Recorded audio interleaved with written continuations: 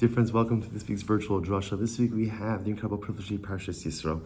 And the Parsha contains what could only be described as one of the most dramatic and seminal events in the history of our people. Matan Torah, Sinaitic revelation. Kadosh Baruch Hu revealed his identity, revealed himself to Klal Yisrael, solidifying, creating, concretizing, establishing a beautiful and eternal spiritual relationship, a covenant.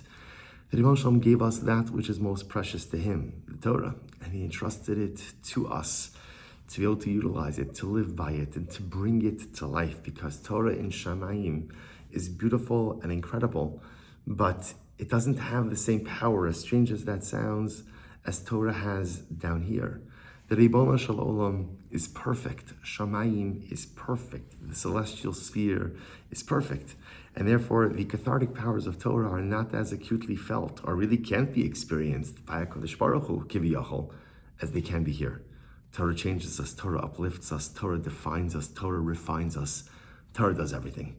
And in this week's parsha, we read not only about the Rebbeinu Shalom giving us a most tremendous gift, but we read about the creation of the identity of our people, the creation of a dynasty, the creation of a future, because everything as a people for us is unlocked through Torah. We unlock our personal potential, we unlock our national potential.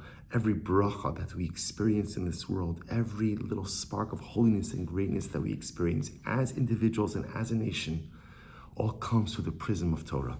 And as such, as we could imagine, and it was actually so, such an event of such epic proportions required a tremendous amount of preparations. And so Moshe Rabbeinu says to the people, or Hashem says to Moshe to say to the people, this is in Parak Yutes, Pasuk Yud, chapter 19, verse 10.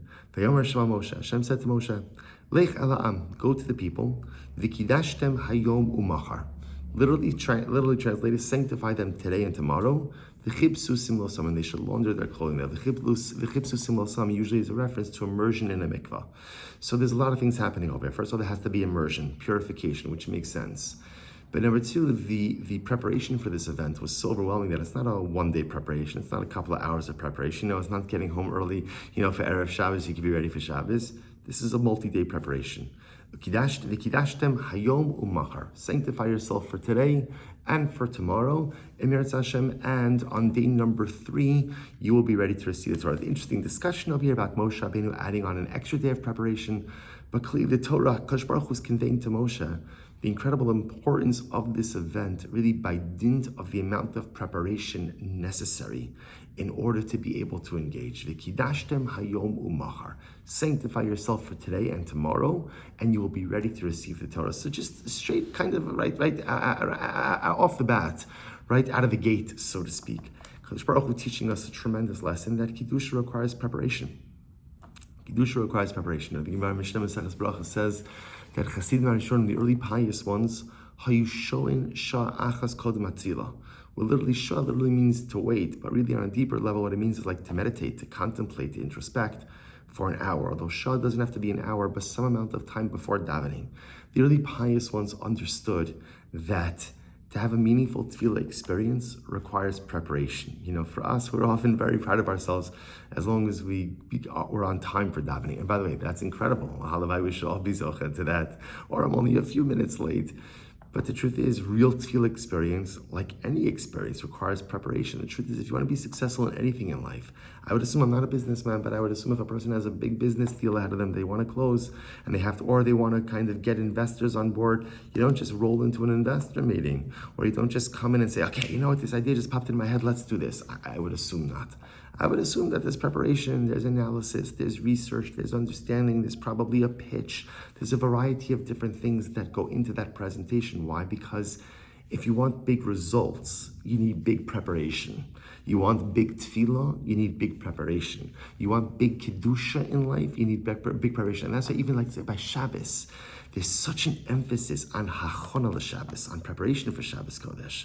Because there's a recognition, like the Gemara says, Mishetarach be'erev Shabbos, yochel b'Shabbos. If you work, literally again, if you toil on Erev Shabbos, you'll eat on Shabbos. Of course, on a basic level, yes. If you cook on Erev Shabbos, you'll get to eat on Shabbos. But on a deeper level, if you prepare for Shabbos on Friday, if you prepare for Shabbos on Erev Shabbos, you'll reap the benefits of Shabbos Kodesh. Because the more you prepare for a spiritual event, the more beautiful, holy results you will see. Basic lesson that Kadosh Baruch Hu is teaching us. V'kidashtem hayom umachar. You want Torah, you want communion with God, you want relationship, you want spiritual intimacy, you want closeness, you want inspiration.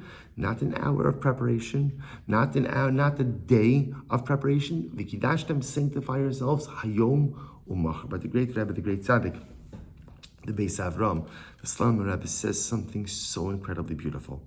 He said, listen to his words. He says, Kan Rams the Torah tachsisem mitachsisem l'cham yitzahara.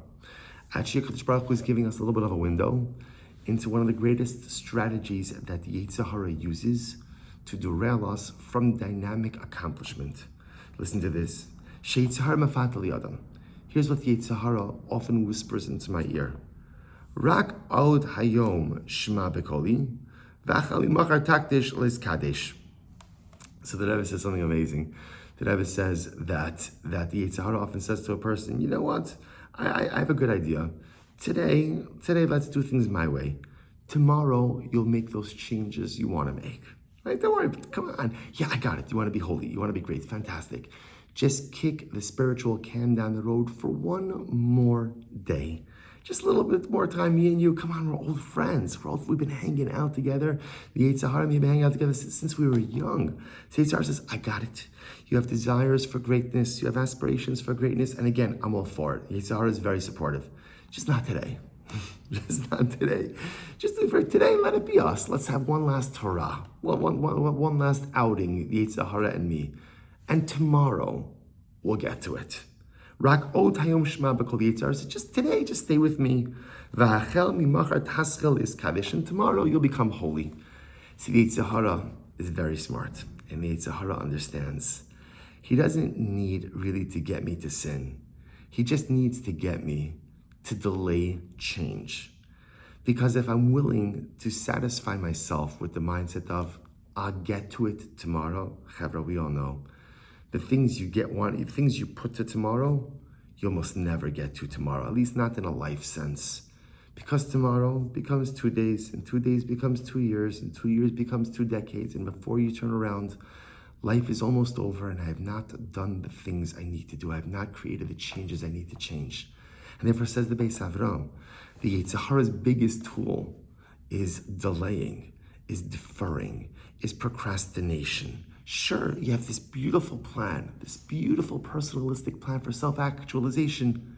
Just wait till tomorrow. Come on, it's already late. It's already late afternoon. Come on, let's just leave it. We'll get to it tomorrow. And therefore, Kadosh Baruch Hu says to Moshe, Tel Klal Yisro, V'ala Adam la'ashivo, a person has to say back to the Yitzhahara, Lo, ki napochu, hayom eineni shomea bekolecha. And therefore, a person has to say, not true. No, I'm sorry, Yitzhahara.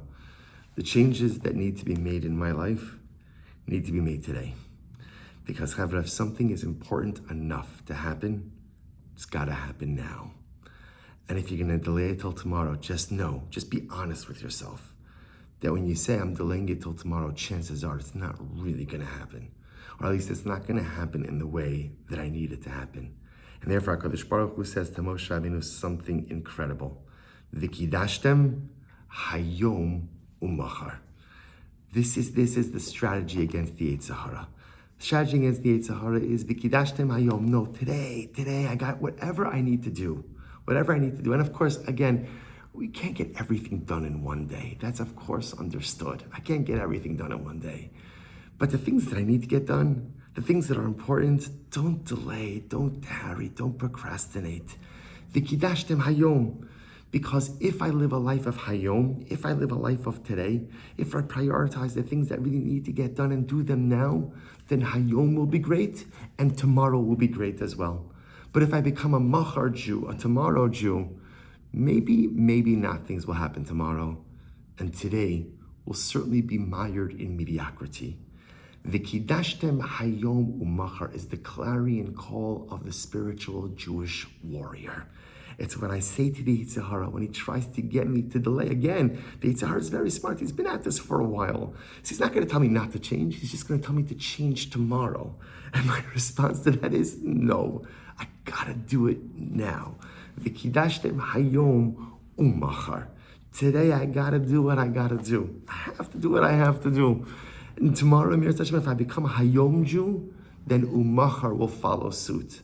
But if I just become a Machar, a tomorrow Jew, then not only do I lose today, but chances are that I'll lose tomorrow as well. But perhaps you could be Mosif one more thing on the base Avram, one more point, which is that sometimes the other strategy that the Yetzer Hara employs is that the Yetzer Hara says, come on, you're going to affect change, shkoyach, and how long are you going to keep it up for? Come on. Chavra, how many times have we changed? How many new beginnings have each of us experienced? How many times this is the first day of the rest of my life? This is it. How many times have we said those words? How many do-overs? How many new beginnings? How many new fresh starts? The Yisro says, come on. You want to keep playing this game? You want to keep playing the new start game? So what do we say back to the Yetzer Hara? Perhaps to extend the base Avram. I say back to the Yetzer Hara, V'kidashtem hayom. Today, I'm going to become Kaddish. Today, I'm going to become Kaddish. Umachar, we'll figure that out. Maybe the avodah in life is not to worry as much about tomorrow as much as it is to worry about today. Just focused on today. No, Chavra, as we get older, we recognize we can't really make guarantees about anything. Right? I can't guarantee anything tomorrow. I can't guarantee that I'm going to be here. I can't guarantee that I'm going to have the same abilities. I can't guarantee I'm going to have the same wealth. I can't guarantee I'm going to have the same kochos. I can't guarantee anything. So if you can't guarantee tomorrow, the only thing you can guarantee is today. V'kidashtem hayom. Sanctify today. Kama umachar? Question mark. We'll see what's going to be tomorrow. But don't worry about tomorrow. So as such, Chash Baruch Hu telling Moshe Rabbeinu to convey 3 profound lessons to Klal Yisrael. Lesson number 1. If you want Kedusha in life, prepare. Because great things don't come without preparation. You want a meaningful Shabbos? Make your Erev Shabbos meaningful. You want a meaningful davening? Maybe it's not even enough to get there on time, but maybe even a few minutes before. You want the meaningful shir experience? Can't roll in the first 5 minutes. Got to be seated, ready, coffeeed up. Meretz Hashem, before everything, that every act of Kedusha, every event of Kedusha requires preparation. That's number 1. Number 2, the Yetzer Hara is not going to tell us not to change. He's just going to try to tell us to change tomorrow.